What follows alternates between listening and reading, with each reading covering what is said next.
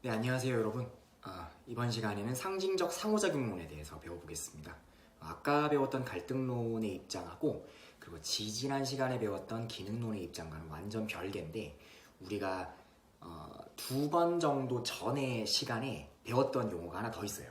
세상을 바라보는 관점이 멀리서 전체를 보는 것과 세밀하게 집중적으로 하나만 보는 게 있었는데 첫 번째 얘기는 거시라고 부르고요. 그다음에 지금 얘기했던 것을 미시라고 하는데 이 이론이 기능론 갈등론과는 달리 미시적 관점으로 많이 쓰이는 용어가 되겠습니다. 그럼 꼭 그렇게 알아두시면 될 것 같고요. 10페이지입니다. 이 위에 잠깐 텍스트가 있거든요. 그걸 한번 보고 한번 가보도록 할게요. 자, 법과 범죄를 바라보는 기능론과 갈등론입니다. 선생님이 첫 시간에 수능 기출문제 분석해 줄 때 그냥 외운 거를 물어보는 문제는 나오지 않는다고 했습니다. 그건 그냥 당연한 거고 어떤 일화나 뉴스나 어떤 이야기 속에서 실제 이 사람이 이걸 기능론과 갈등론 중에 어떤 건지 혹은 상징적 상호작용론은 어떤 것인지를 분석할 수 있느냐라는 내용으로 등장한다고 말씀을 드렸어요. 그래서 읽어볼게요. 범죄를 뭐로 보느냐? 가는 대부분의 사람들은 사회 전체의 합의를 통해 만들어진 법을 준수한다. 여러분 한번 보세요. 그러나 일부 사람들이 법을 어기고 사회적 희소가치를 획득하려 하는데 이러한 범죄는 사회의 원활하고 효율적인 기능을 방해하거나 사회의 존립 자체를 위협한다. 일단 범죄를 나쁘게 보는 건 당연하죠. 그런데 선생님이 지금 줄친 부분이 이게 어떤 이론에서 등장한 관점인지를 알려주는 힌트가 됩니다. 뭐 예를 들면 사회 전체가 합의한 거 아니냐, 어떤 룰에 대해서 이건 범죄고 이건 범죄가 아니다 라고 하는 부분에 대해서 합의하는 부분이 되겠고요. 다음에 범죄는 효율적인 기능을 방해한대. 이게 너무 노골적인 힌트죠. 사회가 잘 돌아가야 되는데 톱니바퀴가 물리듯이. 그런데 범죄가 생기면 그 기능적인 부품의 어떤 문제에 녹을 슬게 하거나 아니면 어떤 오작동을 일으키게 한다는 거예요. 이 범죄가 없어져야만 잘 돌아간다는 거죠. 그렇죠. 기능론에 대한 이야기를 얘기하고 있습니다. 기능론에서는 범죄를 이렇게 보는 거지. 바이러스. 그러니까 고칠 수 있지만 혹은 뭐 기계를 구입했는데 잠깐 잘못돼요. 고장이 나가지고 그런 상태를 말한다는 겁니다. 그 범죄를 뿌리 뽑아야 된다. 왜? 이 사회의 원활한 유지를 위해서. 네, 그렇게 보는 거기 때문에 여러분 가에다가는 기능론이라고 한번 적어볼게요. 가에다가는 기능론이라고 한번 써보시면 될 것 같고요. 나는 죄송합니다. 제한된 자원을 둘러싼 집단 간 이해관계의 차이는 존재하기 마련인데 지배 집단은 그들의 착취를 성문화한 뭘 만들어. 성문화라고 하는 것은 문서로 남긴다는 뜻이에요. 우리나라 법이 성문법이죠. 그래서 지배 집단은 그들의 가치를 성문화된 법을 만들어 힘이 없는 집단을 착취, 뺏는데요. 그래서 범죄를 저지르는 이유가 약자가 가진 자들의 이득을 좀 뺏어오려고 어쩔 수 없는 부분이다. 물론 선생님이 이제 사회문화 선생님이지만 이 마지막 문장은 물론 저는 동의하진 않습니다. 말이 돼? 죄를 짓는 놈들이 무슨 자기들이 홍길동도 아니고 뭐 그렇게 생각하는데 어쨌든 갈등론에서 범죄를 볼 때는 그 범죄가 만들어질 수밖에 없는 원인을 지배 집단의 피지배 집단에 대한 억압과 착취에서 찾는다는 거죠. 그렇게 여러분이 알아두시면 될 것 같고요. 여기에 힌트는 뭐 이거지. 지배 집단, 착취. 그다음에 첫 번째 용어는 여러분 우리가 방금 그 영상에서 배웠던 건데 너무 갖고 싶은데 부족해 항상. 그게 뭐였죠? 맞아요. 사회적 희소가치라는 건데요. 이 사회적 희소가치가 등장해도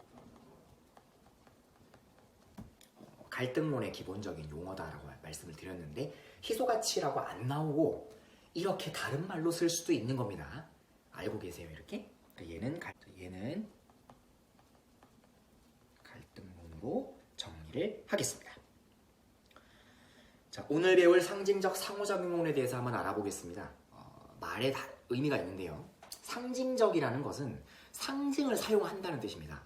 뭐 선생님이 이제 뭐 수업할 때는 안 그러지만 뭐 수학여행 가거나 뭐 할 때 뭐 사진 찍을 때 같이 뭐 이런 거 하잖아요. 뭐 손 하트 같은 거. 이걸 할 때 우리는 사랑한다는 표현이구나, 뭐 즐겁다는 표현이구나, 뭐 그 상대방에게 호감이 있거나 상대방에게 친절함을 베풀려고 하는구나라는 뭐 이런 식의 표현을 갖고 있죠. 사실은 뭐 예전에는 사진 찍을 때 항상 뭐 V를 하거나 혹은 뭐 이렇게 이렇게 하거나 했는데 요즘엔 이렇게 많이 쓰잖아요. 이것도 좀 식상하긴 하지만 그래서 그런 것들을 상징이라고 해요. 그 상징은 사람마다 다릅니다. 뭐 흔히 말하는 사람들은 뭐 시그니처라고도 하는데 뭐 배우들 여러분이 좋아하는 뭐 영화 배우들도 영화나 드라마에 등장해서 그 사람이 하는 특징적인 버릇이나 제스처가 있죠. 또 여러분 좋아하는 가수들 뭐 혹은 뭐 스포츠 선수들 같은 경우는 더 심한데 뭐 골을 넣은 다음에 희한한 세리머니를 하는 친구들이 있어요. 아마 여러분들이 보면 별의별 그 세리머니들이 많이 있을 텐데요. 그런 것들도 상징입니다. 그거는 이제 선수가 골을 넣은 다음에 관중들과 함께 호흡하는 방법 중에 하나인 거죠. 그래서 한번 볼게요. 그래서 상호작용을 한다는 거예요. 그래서 내용은 뭐냐? 기능론 갈등론은 사회는 좋은 거야? 아니야. 사회는 가진 자가 만든 허상이야. 이 얘기 자체가 사람은 사회보다는 영향력이 작다는 뜻입니다. 내가 아무리 잘나고 어떤 행동을 해도 이 사회가 규정된 의미에 따라서 나는 끌려갈 수밖에 없다. 이렇게 질질, 그죠? 질질 이렇게 끌려갈 수밖에 없다는 건데 얘는 그게 아니고 내가 어떤 상황을 선택하고 내가 어떤 사람과 어떤 방식으로 서로 대화를 주고받고 의미를 주고받냐에 따라서 사회 문제에 대한 인식도 달라진다는 거죠. 그게 상징적 상호작용론이에요. 용어에 다 나와 있습니다. 볼게요. 사회 문제는 사람이 의미 부여하는 거에 따라 달라진대요. 그 사람이 이 문제를 어떻게 대하느냐, 이 문제를 어떻게 해결하느냐, 저 사람은 긍정적인 사람이냐, 소심한 사람이냐, 담대한 사람이냐에 따라서 달라진다는 거죠.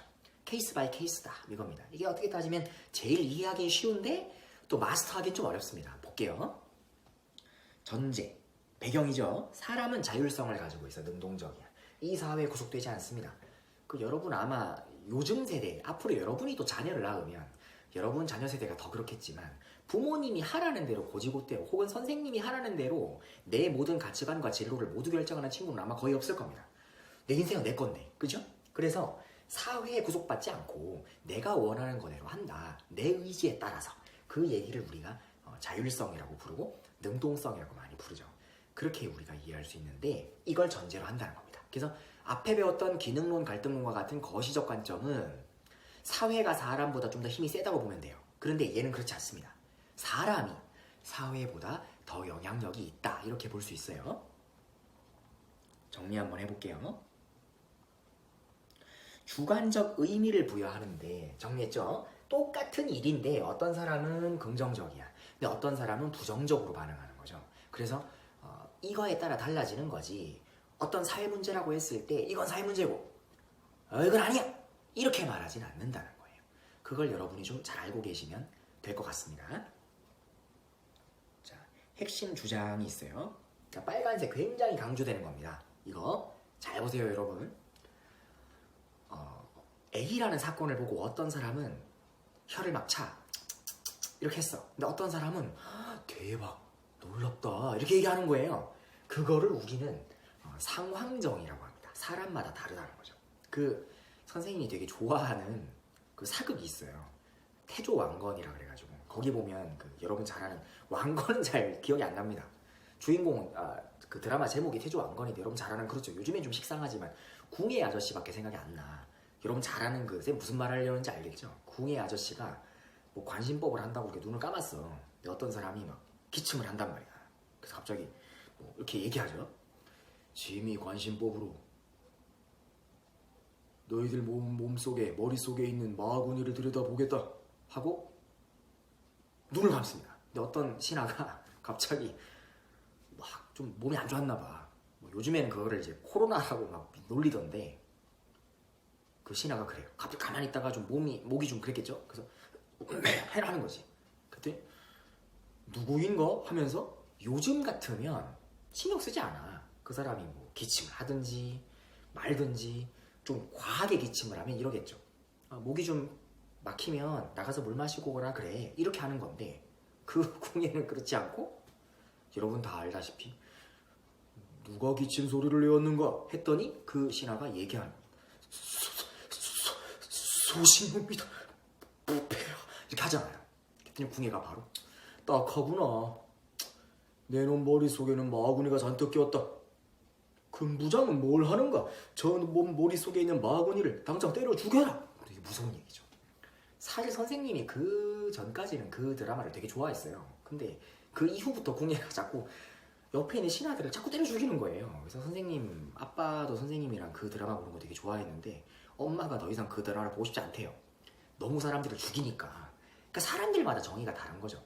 어떤 사람은 기침을 해도 그냥 뭐 넘어가고 혹은 뭐 아프냐 물어보는데 어떤 사람은 저 자식이 내 말 안 듣고 기침하네? 날 무시하네? 그래서 막 나쁘게 막 뭐라 하는 거죠. 이걸 상황정의라고 해요. 이건 사람마다 그렇죠. 다르다는 거예요. 그렇게 여러분이 알아두시면 될 것 같습니다. 볼게요. 예를 들면 이건 사례예요. 중간고사 성적이 나왔어. 요즘에는 1차 고사, 2차 고사라고 부르는데 빵점을 맞았어요. 사회에서. 그러면 안 되겠지만 그래서 엄마가 얘기하는 거죠. 중간고사에서 사회가 빵점이니? 잘했다 그랬어요. 당연히 여러분 이게 어떤 의미인지 아시죠? 근데 첫 번째 기억 학생은 엄마가 나보고 빵점 맞았는데 잘했다고 해주네. 엄마의 사랑이 느껴져요. 사랑해요? 이렇게 하는 거야. 근데 딱 봐도 좀 이상하잖아. 뭐 되게 낙천적인 사람이죠. 긍정적이고. 근데 니은이라는 학생은 얘기하는 거죠. 대박이다, 오늘 엄마한테 맞아 죽는 거 아니야?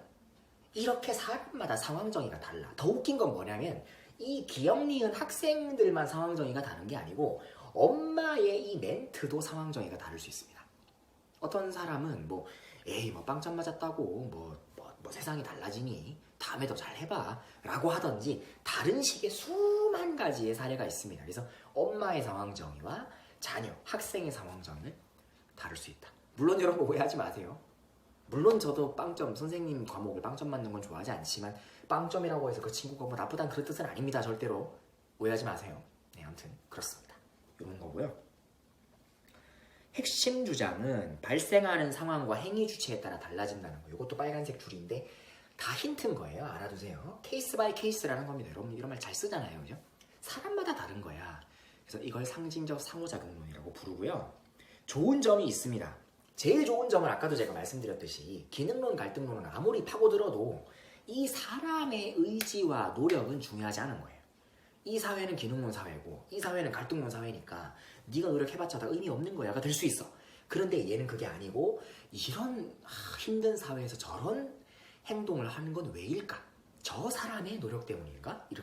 이렇게 환경이 좋은데도 왜 저 친구는 열심히 노력하지 않고 왜 자기가 복받았다고 생각하지 않을까?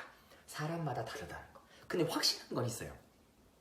올해 여러분이 지금 집에 있다 보니까 어떤 식으로 또 이제 선생님들과 특히나 담임 선생님들과 어떻게 또 소통할지는 모르겠지만 굉장히 강조되는 게 있다는 말이야. 그게 뭐냐면 담임 선생님과 상담을 해야 되잖아요. 상담을 하는데 선생님이 몇 번 얘기했는데 이걸 깨달아야 상담이 잘 됩니다. 이건 담임 선생님이 물론 아이들은 다 다를 수 있어. 담임 선생님이 말하는 건 정답이야. 너희가 하는 거는 무시하고 선생님이 하는 대로 따라와. 이것도 물론 잘못된 태도일 수 있는데 여러분 스스로도 담임 선생님과 상담을 할 때 그렇게 받아들여야 돼요. 선생님의 입장도 충분히 내가 참고할 만하구나. 공감할 만하구나. 내 인생은 내 거긴 하지만 선생님의 시각도 되게 흥미롭고 나에게 앞으로 내 발전에 도움이 될 수 있구나 라고 좀 열린 마음으로 가야 되는 건데 그거를 좀 도와주는 게 상징적 상호작용이죠. 뭐 상담을 하든 부모님과 대화를 하든 친구와 대화를 하든지 간에 이 모든 게 상징적 상호작용론의 장점과 연관이 있습니다. 다음, 사회 구조나 제도의 영향 뭐 이런 거를 따질 수도 있죠. 한데 이걸 너무 경시하는 거야. 우리 지금 사실은 다 막 여러분 마음은 그렇잖아요. 여러분 친구들과 만나러 다니고 싶고 뭐 노래방도 가고 싶고 막 하잖아.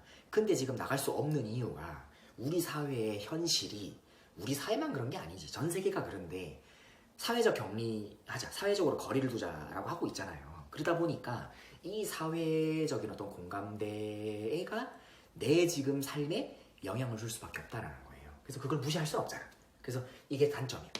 이거의 힘이 센 거를 좀 무시할 수 있는, 혹은 간과할 수 있는, 혹은 경시할 수 있는 그런 단점들이 있습니다. 이게 여기까지 오늘 이제 배우는 가장 중요한 내용이고요. 이 밑에 좀 재미있는 텍스트가 있으면 좀 긴데 조금만 한번 읽어볼게요. 이게 마지막이에요. 상황정의야. 쉽게 말하면 이런 거야. 수능을 앞두고 시험 잘 봐 하면서 포크 주고 뭐 휴지를 줬어요. 이건 다 아는 거야. 좀 식상한 선물인데 포크는 잘 찍어 이거고요. 두루마리 휴지는 잘 풀어 이런 뜻이죠. 그래서 줬어. 그러면 일반적으로는 너무 고마워 이렇게 이해한다는 거야. 근데 밑에 보니까 그렇게 이해하지 않는 친구들도 있다는 거예요. 이거 되게 웃긴 사례인데 앞에 예에서 두루마리 휴지와 포크를 받은 A라는 학생이 얘기하는 거죠. 갑자기 포크랑 휴지? 야, 시험 앞둔 나한테 장난하냐 지금? 이렇게 할 수 있다는 거예요. 뭐 웃겨. 글로 보니까 장난 그만해라 이렇게 돼 있어요. 사실 그렇게 되면 이 친구는 다른 친구들과 또 얘기하기가 어렵겠죠. 근데 어쨌든 이 사례가 상징적 상호작용론의 사례구나 이렇게 여러분이 알아두시면은 이해하기가 편하다라고 볼 수가 있겠습니다. 네, 영상 여기서 일단 한번 끊어가고요. 네, 다음 시간에 이 기능론, 갈등론, 상징적 상호작용론 기출문제 풀이에서 다시 한번 인사드리도록 하겠습니다.